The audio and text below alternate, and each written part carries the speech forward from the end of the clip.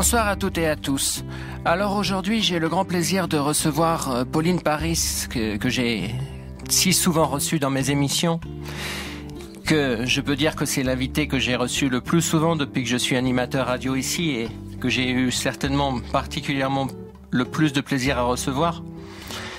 Et de recevoir également, alors pour la toute première fois, Simon Benssa. Et Simon Benssa et Pauline Paris vont faire ensemble à partir du 16 janvier 2013 au Lucernaire, 33 rue Notre-Dame-des-Champs dans le 6e, vont interpréter un très très beau spectacle, un spectacle extrêmement prometteur dont j'ai déjà eu le plaisir d'entendre quelques chansons, qui est l'adaptation en théâtre musical d'un ouvrage pour la jeunesse de Marie Colmont, illustré par Gerda Müller, édité par Flammarion Père Castor. Et c'est un ouvrage qui a été édité en 1952, qui s'appelle Marlaguette, qui s'adresse aux enfants à partir de 4 ans et est fréquemment étudié en classe, de la maternelle au CE2. Alors rapidement, l'histoire de Marlaguette. Marlaguette va cueillir des champignons en forêt. Un loup veut la manger et dans la bataille, il s'assomme par accident contre un rocher. L'enfant décide de soigner le loup et ils deviennent amis. Mais Marlaguette fait promettre à l'animal de ne plus manger de viande et le nourrit exclusivement de végétaux. Et toute l'histoire racontera la relation entre ce loup et cette petite fille. C'est une histoire qui parle probablement aussi de... moi je vois un peu ce conte Marlaguette aussi comme une fable qui apprend la tolérance envers les autres par un certain côté, l'acceptation de l'autre et l'amitié par-delà les différences. Et pour moi ça parle aussi de ça bien au-delà du simple conte. Donc je trouve que c'est un texte qui a beaucoup qui va loin, quoi. Alors j'aimerais vous proposer à tous les deux de dire d'abord comment vous vous êtes rencontrés et comment est né ce projet. Alors moi j'ai rencontré Simon. Moi j'ai rencontré Pauline au même moment. Au même moment, en même temps, à la Goutte d'Or. Ah oui, c'est vrai. Tu te souviens ? Oui, je faisais un spectacle de chansons carte blanche au Lucernaire déjà. Et je cherchais des invités pour m'accompagner sur scène. Je surfais sur Internet pendant des heures et je trouvais rien qui me plaisait, vraiment. Et puis je suis passé au centre Fleury Goutte d'Or qui est près de chez moi pour voir qui était cette Pauline Paris. Et ça m'a beaucoup plu. Je t'ai parlé à la fin et je t'ai invité à venir chanter avec moi au Lucernaire. Et j'ai dit oui. Ouais. C'était une super soirée. Et après, du coup, on a continué à se voir. Et puis, en fait, on avait tous les deux envie de faire une comédie musicale. Ouais. Alors, oui, c'est vrai qu'on avait d'abord parlé d'un projet que tu avais, et c'est plus tard qu'est venu ce projet de Marlaguette. Ouais. Alors, comment est né ce projet particulièrement d'où est venue l'idée de Marlaguette ? Alors, c'est Simon qui est arrivé avec le livre de Marlaguette. Ouais. Que tu avais lu, qui vient un livre que tu connaissais depuis ton enfance. C'est un livre qu'on me lisait quand j'étais petit et qui fait partie des quelques livres qui m'avaient beaucoup impressionné, parce qu'il y a des illustrations magnifiques, oui, de Gerda Müller. Toujours vivante. Oui, bien vivante. Et c'était une histoire assez fascinante pour le petit garçon que j'étais, de voir cette petite fille approcher de près ce grand loup féroce et puis devenir amie avec lui et puis le moment déchirant à la fin où ils se séparent en se disant qu'ils peuvent pas continuer à vivre comme ça, puisque le loup est en train de mourir de faim, puisque Marlaguette lui interdit de manger de la viande. Et voilà, c'est ce moment de la séparation, malgré l'affection qu'ils ont l'un pour l'autre, était très troublant pour moi quand je lisais ça. Et quand je suis retombé sur ce livre pas mal d'années plus tard, ça m'a fait tout un truc à la Madeleine de Proust. Et voilà, j'ai eu envie d'en faire un spectacle musical. Et j'ai proposé ça à Pauline. J'ai envie de dire que moi aussi j'ai été totalement élevé par les albums du Père Castor, que c'est des livres que j'ai adorés quand j'étais moi-même gamin, et que bon, Marlaguette c'était un de mes préférés. Et je pense que tu le connaissais. Bien sûr, j'ai été quasiment élevé avec ça, et je dois dire que ça me touche beaucoup que vous fassiez tous les deux un spectacle à partir de ce livre, et puis que pour beaucoup d'adultes, les albums du Père Castor c'est des classiques absolus de leur enfance, et c'est un spectacle, j'en suis persuadé, qui plaira non seulement aux enfants, mais aussi aux adultes qui ont gardé en eux un regret et une grande part d'enfance. C'est ce qu'on voudrait. J'en suis persuadé. J'en suis persuadé que ça plaira à beaucoup d'adultes. Alors, je voudrais juste dire que, d'abord, peut-être rapidement dire quelques mots sur vous, Simon, parce que les auditeurs ne vous connaissent pas forcément. Après des études de piano et de chant, puis de musicologie, vous vous êtes tourné vers ce que vous aimez le plus, la chanson. De Gainsbourg à Michel Jonas, de Boris Vian à Claude Nougaro, la liste de vos idoles traduit votre goût pour une chanson mélodique et d'esprit jazzy. Pour commencer, vous interprétez en vous accompagnant au piano vos standards préférés dans une cave de Montmartre. Puis on vous retrouve dans les rues de Saint-Germain-des-Prés, à l'île Saint-Louis ou à Montmartre, où avec un guide conférencier, vous chantez avec votre accordéon les chansons du vieux Paris.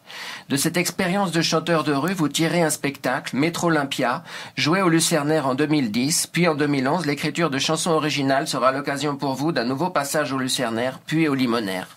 Je voudrais juste dire aussi que le 28, la semaine oui, enfin tu couperas, Arnaud, ça c'est, tu couperas ça. Je vous laisse parler tous les deux à nouveau de tout ce que vous voulez dire sur Marlaguette, et puis vous allez nous faire un grand plaisir, c'est-à-dire que vous allez en exclusivité totale interpréter en live ici au studio de Fréquence Protestante deux chansons du spectacle. Mais peut-être rapidement quelques mots de conclusion sur le spectacle avant rapidement d'interpréter ces deux chansons. Oui, je voudrais dire quelque chose. Je vous écoute, Simon. C'est qu'en écrivant ces chansons ensemble avec Pauline, on a d'abord écrit des chansons pour nous faire plaisir à nous, un petit peu l'un pour l'autre d'ailleurs, et on a ressenti des émotions parfaitement authentiques devant ce qu'on avait fait l'un et l'autre. Et on n'a pas voulu faire quelque chose pour les enfants avec des recettes. On a fait la chanson qu'on aime, sur une histoire qu'on aime, et on a trouvé un metteur en scène Thierry Jeanne, pour le nommer, qu'on aime tellement, dont on avait aimé le spectacle déjà au Lucernaire, qu'on avait vu les Contes du Chat Perché, et qui a aussi été très séduit par notre projet, par nos chansons. Et voilà, on a fait du mieux qu'on a pu pour faire quelque chose de très authentique, de très honnête. Voilà. Je suis très heureux en tous les cas, cher Simon, que vous me fassiez le grand honneur, je peux le dire, parce que je trouve que vous êtes formidable pour votre première émission, et je suis infiniment heureux parce que vous m'avez dit tout à l'heure que c'était la première fois que vous passiez à la radio, donc étant donné l'estime que j'ai pour votre travail, parce que j'ai beaucoup aimé les concerts que vous avez fait en 2011 au Lucernaire, le fait d'être le premier animateur radio à vous recevoir me touche beaucoup. Merci, Simon. Le plaisir est partagé. Voilà, écoutez, peut-être allez-y pour les chansons, peut-être. Allez. Oui. Alors, on peut commencer par celle qui sera la première du spectacle. Ouais. Donc, Bonjour les petites bêtes, je crois. Bonjour les petites bêtes. Qui est une chanson, je tiens à le dire, que j'aime énormément.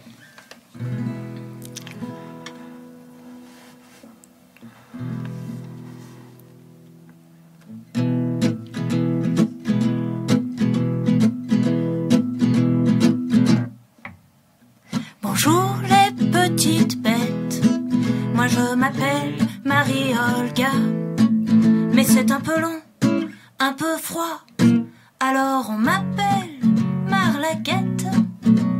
Ma maison est par là, elle est à la lisière du bois. Et moi, ce que j'aime faire, moi, c'est jouer dans les bois. Mais quand je viens ici, personne ne vient avec moi. À nous les enfants, on nous dit de ne pas jouer dans les bois. Mes parents ne savent pas que je vais quand même dans les bois. Ils croient et c'est fou. Le grand méchant loup, n'importe quoi. Ici, j'ai des amis. Mais alors, mes amis, c'est qui? Ce sont les oiseaux, les crapauds, ceux qu'on ne voit pas dans les eaux. Ce sont les musaraignes que l'on voit croquer des châtaignes. Ce sont les fourmis et les hiboux. Mes amis, c'est vous. Merci. Merci infiniment, Pauline. Je tiens à dire que les auditeurs pourront retrouver sur le site internet de Fréquence Protestante, à ma page Castelnau-Bay Nicolas, l'émission qui a été diffusée la semaine dernière, au cours de laquelle j'ai reçu avec vous, chère Pauline, la vidéaste Annelise King, qui est la vidéaste qui a réalisé les vidéos qui interviennent dans le spectacle Marlaguette. Voilà, donc j'aimerais que les auditeurs écoutent aussi cette émission. S'ils ont aimé notre émission d'aujourd'hui, j'espère que beaucoup de gens auront aimé cette émission. Nous allons écouter la deuxième chanson, puis nous allons nous quitter là-dessus, voilà. Qui est un duo. Eh bien voilà, cher Simon Benza et Pauline Paris, nous vous écoutons. Donc c'est une chanson qui a lieu juste après le moment violent du spectacle, le moment de la fessée. Je précise que je fais le loup. Oui. Et Pauline fait victime. Qui est la victime, oui. Et moi, je suis la dominatrice.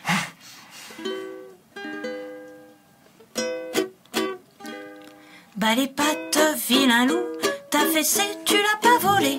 T'avais qu'à pas croquer le minois. Bah les pattes, vilain loup, prends garde à la déculottée. Le jour où tu t'en prends à plus faible que toi. Bah les pattes, vilain loup, prends garde à la déculottée. T'as l'air bête, vraiment bête, comme une noix.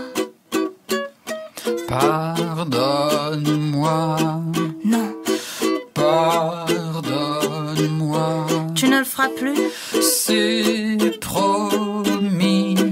jure-le. Je le jure. Croix de bois, croix de fer. Si je mange, j'irai en enfer. Marlaguette, ne me fais plus la tête.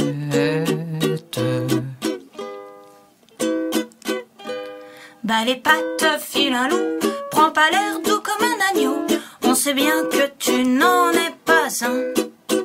Bah les pattes, vilain loup, si tu fais peur aux animaux, t'étonne pas de toujours te sentir orphelin. Bah les pattes, vilain loup, pour la peine tu boiras de l'eau, que de l'eau, et ce jusqu'à demain. Pardonne-moi. Non, Pardonne-moi. tu ne le feras plus, C'est promis. jure-le. Je le jure. Croix de bois, croix de fer. Si je mange, j'irai en enfer. Marlaguette, ne me fais plus la tête.